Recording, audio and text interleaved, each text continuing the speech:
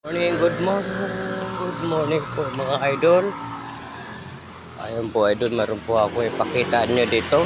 Yung kalsada namin dito, hindi man inayos. Kawawa dito yung mga singgiling ang motor mga idol. Dapat ipagawa nila to. Ayun mga idol delikado yung mga motor dito. Dito pa sa may kalsada. Ayun Sus.